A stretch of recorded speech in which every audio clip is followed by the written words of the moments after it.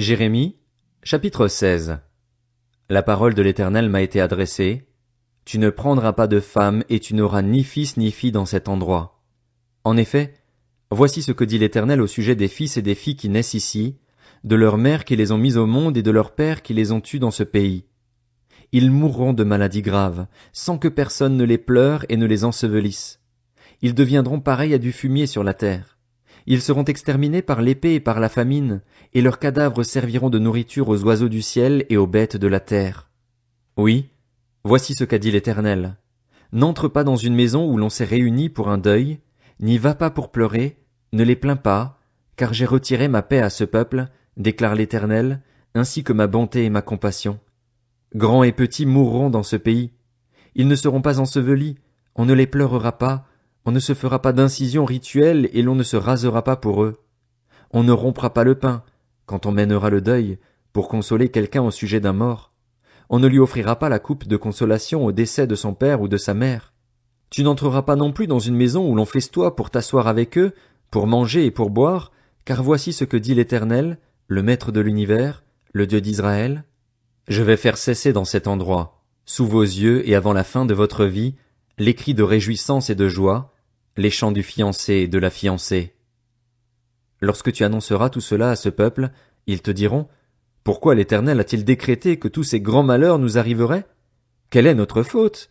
Quel péché avons-nous commis contre l'Éternel, notre Dieu? » Alors tu leur répondras, « Vos ancêtres m'ont abandonné, déclare l'Éternel.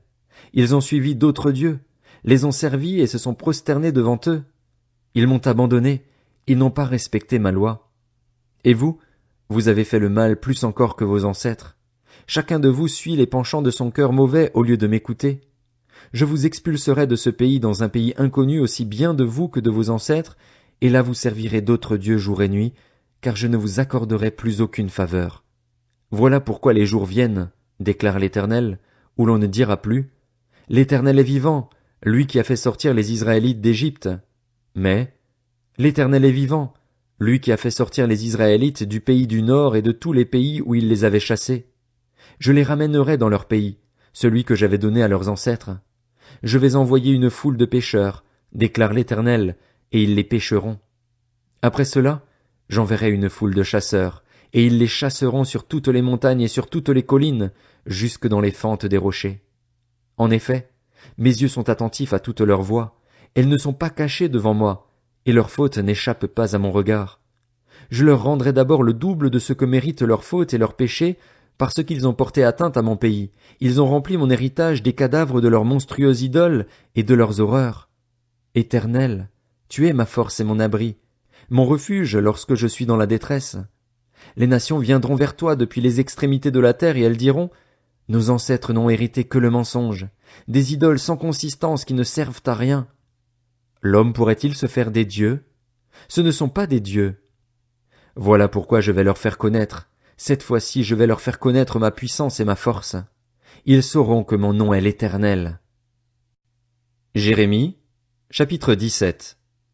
Le péché de Juda est inscrit avec un burin en fer, avec une pointe de diamant. Il est gravé sur la table de leur cœur et sur les cornes de vos autels. C'est comme de leurs propres enfants qu'ils se souviennent de leurs autels et de leurs poteaux sacrés, près des arbres verts, sur les collines élevées. Je livre au pillage ma montagne et sa campagne, tes biens, tous tes trésors et tes hauts lieux à cause du péché commis sur tout ton territoire. Par ta faute, tu devras renoncer à l'héritage que je t'avais donné. Je te rendrai esclave de tes ennemis dans un pays que tu ne connais pas, car vous avez allumé le feu de ma colère, et il brûlera toujours. Voici ce que dit l'Éternel. Maudit soit l'homme qui fait confiance à ce qui est humain, qui prend des créatures pour appui et qui détourne son cœur de l'Éternel. Il est pareil à un genévrier dans la plaine. Il ne voit rien venir de bon. Il habite les endroits brûlés du désert, une terre salée et sans habitants. Béni soit l'homme qui fait confiance à l'Éternel et qui place son espérance en lui. Il ressemble à un arbre planté près de l'eau et qui étend ses racines vers le cours d'eau. Il ne s'aperçoit pas de la venue de la chaleur et son feuillage reste vert. Lors d'une année de sécheresse, il ne redoute rien et il ne cesse pas de porter du fruit. Le cœur est tortueux plus que tout, et il est incurable. Qui peut le connaître? Moi, l'Éternel, j'explore le cœur, j'examine les reins pour traiter chacun conformément à sa conduite, au fruit de ses agissements. Celui qui acquiert des richesses injustement est pareil à une perdrix qui couve des œufs qu'elle n'a pas pondus. Au milieu de sa vie, celle-ci l'abandonne et, en fin de compte, il n'aura été qu'un fou. Il existe un trône de gloire, éminent depuis le début. C'est là que se trouve notre sanctuaire. Éternel, tu es l'espérance d'Israël. Tous ceux qui t'abandonnent rougiront de honte. Ceux qui se détournent de moi seront inscrits sur la terre, car ils ont abandonné la source d'eau vive qu'est l'Éternel.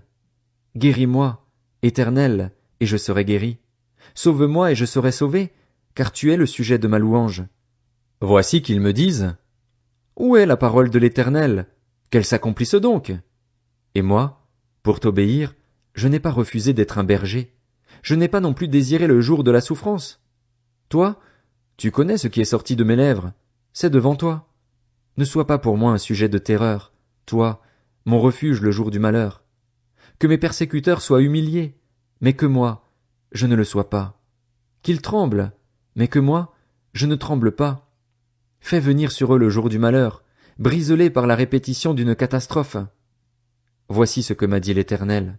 Va te tenir à la porte des enfants du peuple, celle par laquelle les rois de Juda entrent et sortent, et à toutes les portes de Jérusalem.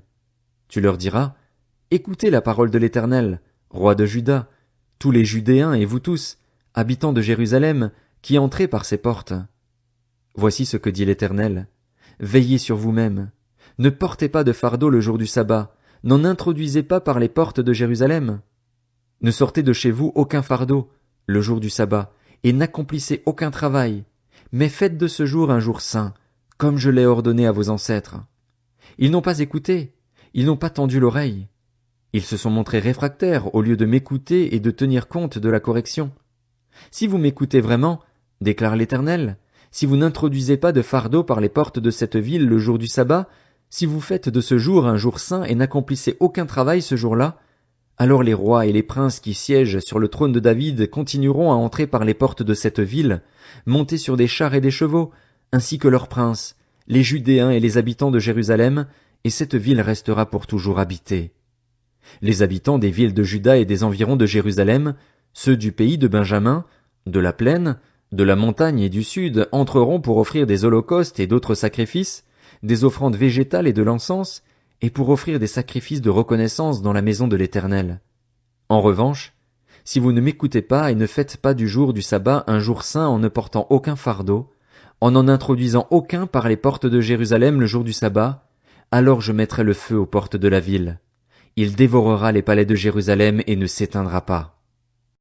Jérémie, chapitre 18. Voici la parole adressée à Jérémie par l'Éternel.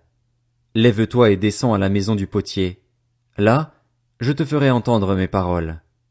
Je suis descendu à la maison du potier et j'ai vu qu'il façonnait un objet sur un tour, mais le vase d'argile qu'il façonnait ne donnait rien dans sa main. Alors, il a recommencé un autre vase en le faisant comme il lui plaisait. Et voici la parole de l'Éternel qui m'a été adressée. Ne puis-je pas agir envers vous comme ce potier, communauté d'Israël, déclare l'Éternel? Vous êtes dans ma main comme de l'argile dans la main du potier, communauté d'Israël. Parfois je parle, à propos d'une nation ou d'un royaume, d'arracher, de démolir et de détruire. Mais si la nation dont j'ai parlé renonce à son mauvais comportement, je renoncerai au mal que j'avais prévu de lui faire. Et parfois je parle, à propos d'une nation ou d'un royaume, de construire et de planter. Mais si cette nation fait ce qui est mal à mes yeux et ne m'écoute pas, je renoncerai au bien que j'avais l'intention de lui faire. Maintenant, annonce donc aux hommes de Juda et aux habitants de Jérusalem: Voici ce que dit l'Éternel. Je prépare contre vous un malheur. Je forme un projet contre vous. Que chacun renonce donc à sa mauvaise conduite. Corrigez votre conduite et vos agissements. Mais ils disent: Rien à faire. Nous suivrons nos pensées. Chacun de nous agira conformément au penchant de son cœur mauvais. C'est pourquoi, voici ce que dit l'Éternel. Interrogez donc les nations. Qui a déjà entendu de pareilles choses? La jeune fille d'Israël a commis des horreurs. La neige du Liban abandonne-t-elle le rocher de la campagne? Où voit-on l'eau fraîche et courante qui vient de loin arrêter de couler? Pourtant, mon peuple m'a oublié. C'est inutilement qu'il fait brûler de l'encens. On l'a fait trébucher dans ses voies. On l'a éloigné des pistes qu'il avait toujours suivies pour lui faire suivre les sentiers d'une voie non préparée, pour transformer son pays en une terre dévastée devant laquelle on ne cessera jamais de siffler d'étonnement. Tous les passants seront consternés et secourront la tête. Pareil au vent d'Est, je les disperserai devant l'ennemi. Je leur tournerai le dos, le jour de leur ruine. Cependant, ils ont dit, venez, préparons un plan contre Jérémie. L'enseignement ne manquera pas, puisque nous avons des prêtres, ni les conseils, puisque nous avons des sages, ni les paroles, puisque nous avons des prophètes. Venez, tuons-le à coups de paroles et ne prêtons aucune attention à tout ce qu'il dit. Prête attention à moi, Éternel, et entends ce que disent mes adversaires. Le mal sera-t-il rendu pour le bien? En effet, ils m'ont tendu un piège. Souviens-toi que je me suis tenu devant toi pour intercéder en leur faveur, pour détourner ta colère d'eux. C'est pourquoi, livre leurs enfants à la famine, abandonne-les à la puissance de l'épée. Que leurs femmes soient privées d'enfants et deviennent veuves, que leurs maris soient enlevés par la mort, que leurs jeunes gens soient frappés par l'épée au cours du combat. Qu'on entende des cris sortir de leur maison, quand tu feras soudainement fondre sur eux une bande armée. En effet, ils ont tendu un piège pour me prendre, ils ont caché des filets sous mes pieds. Et toi, Éternel, tu connais tous leurs complots pour me faire mourir. Ne pardonne pas leurs fautes, n'efface pas leurs péchés de devant toi, qu'ils soient jetés à terre devant toi. Agis contre eux lorsque viendra le moment de déverser ta colère. Jérémie, chapitre 19. Voici ce qu'a dit l'Éternel. Va acheter une cruche en terre chez un potier et prends avec toi des anciens du peuple et des responsables parmi les prêtres. Rends-toi dans la vallée de Ben-Hinnom, qui est à l'entrée de la porte des Tessons, et là, tu proclameras les paroles que je te dirai. Tu diras, écoutez la parole de l'Éternel, roi de Juda, et vous, habitants de Jérusalem. Voici ce que dit l'Éternel, le Maître de l'univers, le Dieu d'Israël. Je vais faire venir ici un malheur tel que tous ceux qui en entendront parler en resteront abasourdis. Cela arrivera parce qu'ils m'ont abandonné et ont rendu cet endroit méconnaissable, parce qu'ils y ont fait brûler de l'encens en l'honneur d'autres dieux, des dieux que ni eux, ni leurs ancêtres, ni les rois de Juda ne connaissaient, et ont rempli cet endroit de sang innocent. Ils ont construit des hauts lieux en l'honneur de Baal pour brûler leurs enfants en holocauste à Baal. Cela, je ne l'avais ni ordonné ni prescrit, cela ne m'était pas venu à la pensée. C'est pourquoi, voici que les jours viennent, déclare l'Éternel, où cet endroit ne sera plus appelé Tophet et vallée de Ben-Hinnom, mais sera appelé vallée du carnage. J'anéantirai ici le conseil de Juda et de Jérusalem. Je les ferai tomber par l'épée devant leurs ennemis et par l'intermédiaire de ceux qui en veulent à leur vie. Je donnerai leurs cadavres comme nourriture aux oiseaux du ciel et aux bêtes de la terre. Je ferai de cette ville un sujet de consternation et de moquerie. Tous ceux qui passeront près d'elle seront consternés et siffleront à la vue de toutes ces blessures. Je leur ferai manger la chair de leurs fils et de leurs filles, et ils se mangeront les uns les autres, à cause du siège et de l'angoisse que leur imposeront leurs ennemis et ceux qui en veulent à leur vie. Tu briseras ensuite la cruche sous les yeux des hommes qui t'auront accompagné, et tu leur diras, voici ce que dit l'Éternel, le Maître de l'univers. C'est ainsi que je briserai ce peuple et cette ville, tout comme on brise le vase d'un potier qui ne peut plus être réparé, et l'on enterrera les morts à Tophet, faute de place pour les enterrer ailleurs. Voilà ce que je ferai à cet endroit et à ses habitants, déclare l'Éternel, et je rendrai cette ville pareille à Tophet. Les maisons de Jérusalem et les palais des rois de Juda seront impurs comme l'emplacement de Tophet, toutes les maisons où, sur leurs toits, ils ont fait brûler de l'encens en l'honneur de tous les corps célestes et versé des offrandes liquides en l'honneur d'autres dieux. Ensuite, Jérémie revint de Tophet, où l'Éternel l'avait envoyé prophétiser. Puis il se tint dans le parvis de la maison de l'Éternel et dit à tout le peuple, voici ce que dit l'Éternel, le Maître de l'univers, le Dieu d'Israël. Je vais faire venir sur cette ville et sur toutes les villes qui dépendent d'elle tout le mal que je lui ai prédit, parce qu'ils se sont montrés réfractaires au lieu d'écouter mes paroles.